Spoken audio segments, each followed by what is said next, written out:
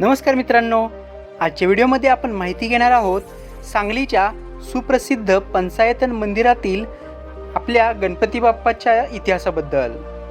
सांगलीचे सुप्रसिद्ध गणपती मंदिर हे सांगलीचे प्रमुख पर्यटन स्थळ मानले जाते।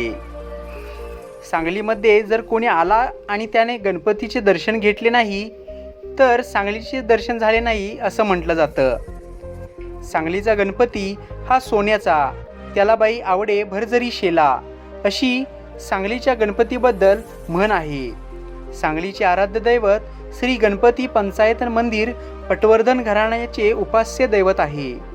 सांगली संस्थानचे पहिले अधिपती कैलासवासी चिंतामणराव थोरलस आप्पासाहेब पटवर्धन यांनी या देवस्थानाची स्थापना केली। ते जेव्हा सांगलीत आले तेव्हा सांगली केवळ 5,000 वस्तीचे लहान खेडेगाव होते। या शहरास राजधानीचे रूप देण्याचा संकल्प करून त्यांनी गणेशदुर्ग किल्ला आणि गणपती मंदिर उभारले। सुमारे 200 वर्षाची परंपरा असणाऱ्या या मंदिराची श्रीमंत विजयसिंहराजे पटवर्धन यांनी अलीकडच्या काळात शोभा वाढवली आहे। पंचायतन अर्थातच 5 मंदिरांनी बनलेले गणपतीबरोबरच शिव, सूर्य, चिंतामणेश्वरी, लक्ष्मीनारायण देवतांची मंदिरे या ठिकाणी उभारलेली आहेत। मंदिराचा परिसर विलोभनीय आहेच, शिवाय मंदिरातील प्रसन्न वातावरण भाविकांना अगदी मंत्रमुग्ध करते। थुई थुई उडणारे कारंजे, उंच मंदिराची शिखरे, त्यावरील सुंदर असे नक्षीकाम, सभोवती असलेले बाग बगीचे आणि मुख्य म्हणजे गणरायाची अगदीच सुंदर अशी देखणी मूर्ती लक्ष वेधून घेतलीच म्हणून समजा। संस्थान काळात सन 1811ला मंदिराच्या बांधकामास प्रारंभ झाला। मंदिरासमोरील भव्य महाद्वार कुरुंदाच्या दगडात बांधण्यात आलेले आहे, तर मंदिराची बनावट काळ्या दगडातील आहे।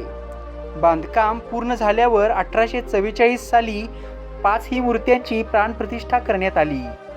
बांधकाम पूर्ण होण्यास जवळजवळ 30 वर्षांचा कालावधी लागला। 5 ही मूर्त्या संगमरवरी आहेत। श्री क्षेत्र महाबळेश्वर येथे पुण्यश्लोक अहिल्याबाई होळकर यांनी आणलेल्या संगमरवरी दगडांपैकी जो दगड शिल्लक होता तो उपलब्ध करून या मूर्त्या बनवण्यात आल्या आहेत। भीमांना पाथरवट व मुकुंद पाथरवट यांनी या मूर्त्या तयार केलेल्या आहेत। संस्थान काळातच श्री गणपती पंचायतन संस्थान ट्रस्ट या नावाने ट्रस्ट स्थापन करून त्यामार्फत दररोज पूजा अर्चा सुरू असते। 150 वर्षाचा काळ लोटला तरी आजही हे मंदिर अगदी नवीनच वाटते। श्रीमंत विजयसिंहराजे पटवर्धन सांगलीत आल्यानंतर त्यांनी मंदिरास गतवैभव प्राप्त करून देण्यासाठी प्रयत्न सुरू केले। अनेक सुधारणा घडवून आणल्या, अन्नछत्र सुरू केले, उर्दू जर्मन भाषेचे देखील वर्ग सुरू केले। सुनीतीराजे पटवर्धन सभागृह बांधून विविध सांस्कृतिक कार्यक्रमांना चालना दिली। मंगल कार्यालयाची उभारणा करून अनाथ अपंग जोडप्यांसाठी हे कार्यालय अगदी मोफत उपलब्ध करून देण्यात आले। गणपती मंदिराप्रमाणेच संस्थान ट्रस्टचा गणेशोत्सव खास आकर्षण असते। गणपती मंदिरची आकर्षक सजावट करण्यात येते। या गणेशोत्सवाची चाहूल करून देण्यासाठी उत्सव सुरू होण्यापूर्वीच चोर गणपती बसवतात। गणपती मंदिर व दरबार हॉलमध्ये विविध कार्यक्रमानंतर 5व्या दिवशी जल्लोषी मिरवणुकीने संस्थानच्या उत्सव मूर्तीचे विसर्जन होते। हत्ती, उंट, घोडे, भालदार, चोपदारांसह श्रींची मूर्ती विसर्जनासाठी रथातून सरकारी घाटाकडे निघते आणि दर्शनासाठी एकच गर्दी लोटते। रथावर फुले पेढ्यांचा वर्षाव होतो। पुढच्या वर्षी लवकर याच्या गजरात गणरायाला भावपूर्ण निरोप देण्यात येतो।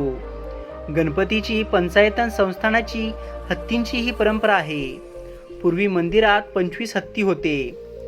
संस्थान खालसा झाल्यानंतर संख्या कमी झाली। सुंदर गजराज उंचापुरा व देखणा हत्ती सांगलीची शान होता।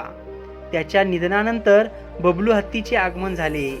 गेली 20 ते 25 वर्ष बबलूने सांगलीकरांना लळा लावलेला आहे। त्याला लाडका बबलू असे म्हटले जाते। संस्थानाच्या हत्ती असल्याने त्याचा वेगळाच डामडौल होता। श्रीमंत विजयसिंहराजे यांनी त्याच्यासाठी पंखे, शॉवर आणि टीव्हीची देखील सोय केली होती. खाण्यापिण्याचेही अगदी लाड होते. याच वर्षी त्याचे अचानक निधन झाले. त्याच्या अंत्ययात्रेवेळी जनसागर लोटला होता. तुम्हाला जर सांगलीच्या गणपतीच्या दर्शनासाठी जायचं असेल तर पुण्याहून सुमारे 235 किलोमीटरवर, कोल्हापुरातून 45 किलोमीटर अंतरावर आहे. रेल्वे सांगली दक्षिण मध्य रेल्वे मार्गावर असल्याने पुणे मुंबईवरून या ठिकाणी येण्यास थेट रेल्वे गाड्या देखील आहेत. रस्त्यामार्गे जायचं असेल तर पुणे कोल्हापुरातून प्रत्येक अर्ध्या तासाला एसटीची सोय आहे.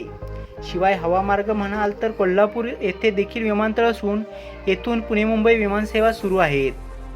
तर मित्रांनो, ही होती सांगलीच्या पंचायतन मंदिरातील गणपतीची संपूर्ण माहिती. तुम्ही जर सांगलीला आला आहात तर काय तुम्ही कधी सांगलीच्या या मंदिराला भेट दिलेली आहे का, हे कमेंट बॉक्समध्ये लिहा. सोबतच गणपती बाप्पा मोरया देखील लिहा. व्हिडिओ आवडला असेल तर व्हिडिओला लाईक करा, शेअर करा व आपल्या मराठी यूट्यूब चॅनलला सबस्क्राईब करायचं बिलकुल विसरू नका. लवकरच भेटू पुन्हा एकदा अशाच नवनवीन इंटरेस्टिंग व्हिडिओसोबत. तोपर्यंत स्वतःची काळजी घ्या. जय हिंद, जय महाराष्ट्र.